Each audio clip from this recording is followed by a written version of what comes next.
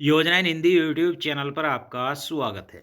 Pension भोगियों के लिए 1 जनवरी 2026 से 5 नए नियम लागू होने वाले हैं और पेंशन धारकों को काफ़ी फ़ायदा होने वाला है।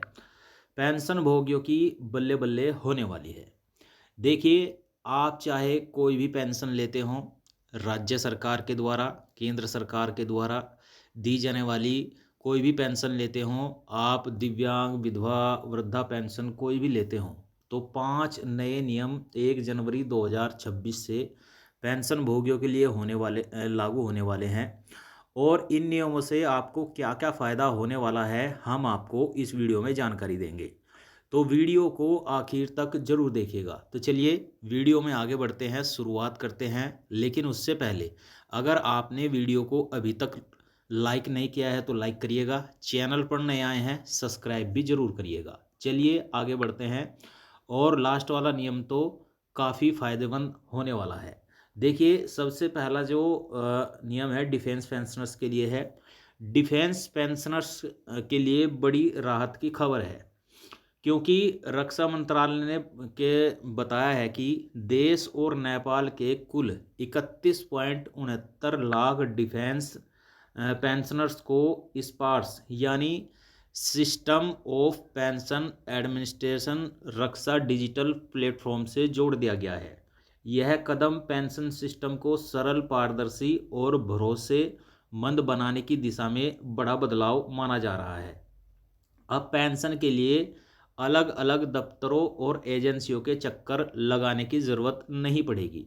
यानी कि 31,69,000 जो डिफेंस पेंशनर्स हैं उन्हें इस बार से जोड़ दिया गया है। और इन्हें जो पहले पेंशन के लिए अलग अलग दफ्तरों और एजेंसियों के चक्कर लगाने पड़ते थे, अब उसकी ज़रूरत नहीं पड़ेगी। पेंशन आसानी से मिल जाएगा और यह नियम लागू हो चुका है। तो अगर आप भी डिफेंस पेंशन लेते हैं तो अब जनवरी से आपको पेंशन लेने में कोई दिक्कत, कोई परेशानी नहीं होगी। चलिए आगे बढ़ते हैं। देखिए, उत्तर प्रदेश में समाज कल्याण विभाग के द्वारा वृद्धा पेंशन योजना को पूरी तरह सरल और स्वचालित बनाने की दिशा में बड़ा कदम उठाया गया है। नई व्यवस्था के तहत अब 60 वर्ष या उससे अधिक के बुजुर्गों को पेंशन लेने के लिए किसी भी आवेदन करने की ज़रूरत नहीं है। पात्रता का निर्धारण फैमिली आईडी के माध्यम से स्वयं किया जाएगा और पेंशन राशि सीधे लाभार्थी के बैंक खाते में पहुंच जाएगी। यानी कि उत्तर प्रदेश सरकार ने यह नियम लागू किया है कि फैमिली आईडी के आधार पर 60 वर्ष की उम्र पूर्ण होते ही स्वयं पेंशन बन जाएगी और पेंशन का पैसा सीधा खाते में पहुंच जाएगा।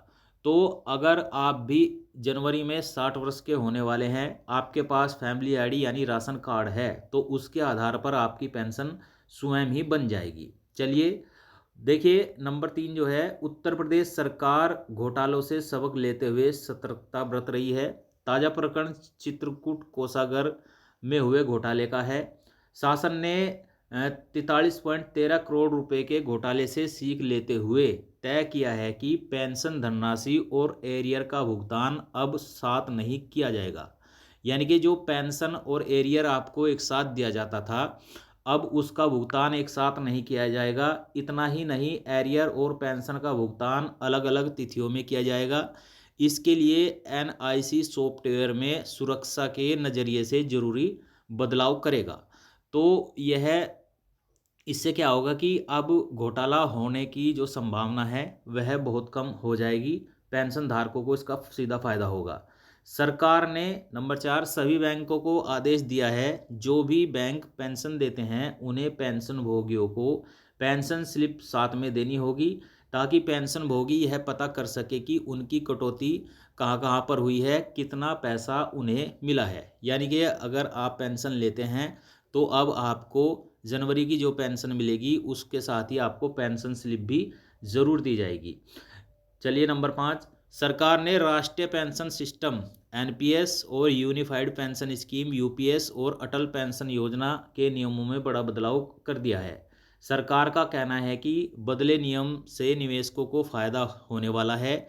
ये नियम तत्काल प्रभाव में लागू हो गया है। देखिए, दरअसल पेंशन फंड एवं regulatory and development authority PFRDA ने 10 दिसंबर 2025 को जारी एक सर्कुलर के तहत पेंशन योजनाओं में निवेश नियमों में बड़ा संशोधन किया है। अब इन योजनाओं में निवेश पोर्टफोलियो में सोने और चांदी के ईटीएफ, निफ्टी 250 इंडेक्स और अल्टरनेटिव इन्वेस्टमेंट फंड को शामिल किया जा सकता है, जो कि पहले संभव नहीं था।